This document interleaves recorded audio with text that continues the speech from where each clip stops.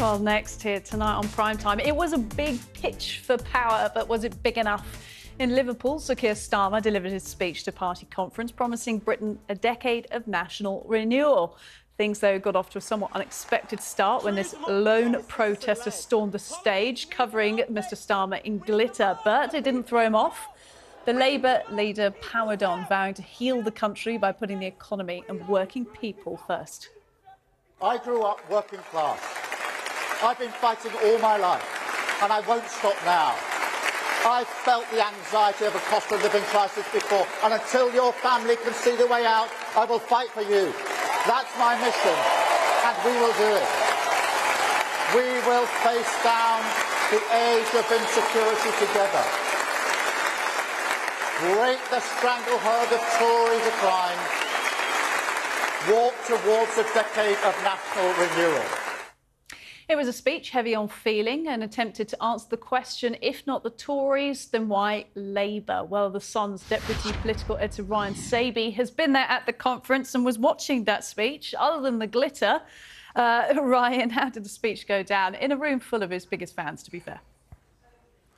Yeah, it got off to a shaky start when that protester went onto the stage, but I think that really did settle Keir Starmer down, and he was into that speech, setting out his stall, trying to get the not only those people in the hall to get him know him that little bit better, but also making that pitch to the wider public. And I think that Team Labour, those people around Keir Starmer tonight, will be pretty happy. He's tried to set out the chaos of the last 13 years in that speech, and I think he got that message across pretty well. So I think going home after this conference season, I think the Labour Party will be happy with what they've done in their week's work. It may well be one of his last big speeches before the general election or any general election. Has Starmer done enough, not only with his party, but of course with the public as well? Will the messages transmit from this? I think so. I think very early on in that speech, he was absolutely resolute on Israel. He'll have been pleased with. He got that message very, very clearly across. And then quickly he was into that big housing announcement where he's talking about 10 new towns. And with that policy, he's trying to, create clear blue water between himself and the Conservative Party, who many people think will have let a lot of people down, and certainly those young voters, those under 40s who have no dream or no way of owning their own house. He's trying to build 1.5 million homes in that first 5 years of a Labour government, and that's one of the big divides, and one where he sees an area where he can really cash in. Was the speech lacking anything in your mind, Ryan? Last week at the Conservative Party conference, Rishi Sunak criticised for not really talking about the cost of living, for example, within his speech. Was there something that people have said, you know what, Starmer should have mentioned that?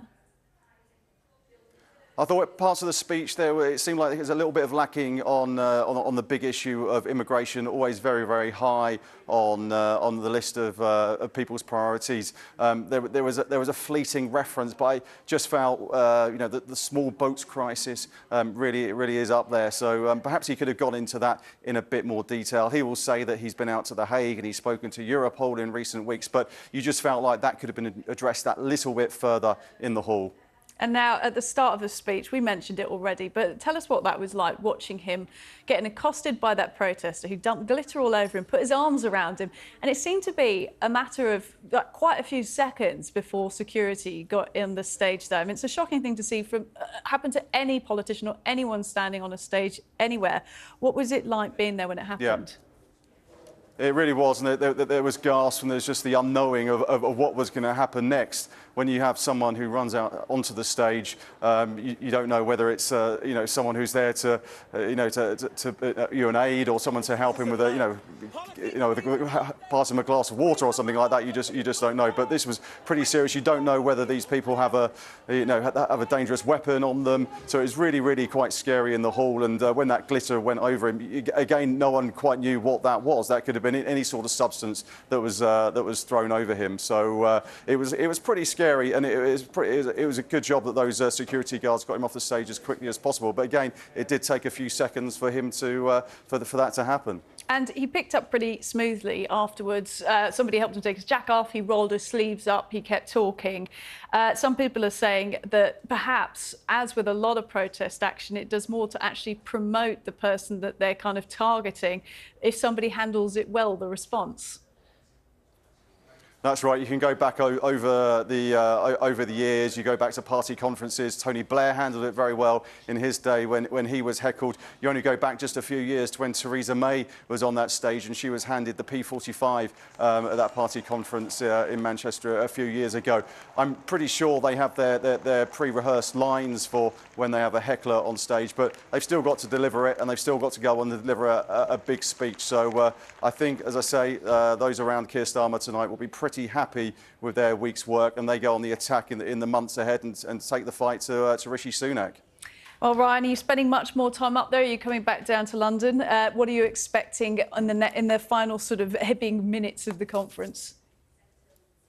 Well, there'll be a final goodbye, as it were, from Jonathan Ashworth tomorrow. He will be sending those Labour supporters back to those constituencies that face by-elections next week. We've got the by-election in Tamworth, we've got the by-election in Mid Bedfordshire, and it's safe to say these Labour supporters, these Labour delegates who will be going there, have got a spring in their step. They picked up the Rutherglen by-election last week, so they'll be going away happy. And it really is on the Conservatives to turn things around. They're 20 points behind in the polls, so they've got it all to do. Ryan Sabey, Deputy Political Editor of The Sun, thank you.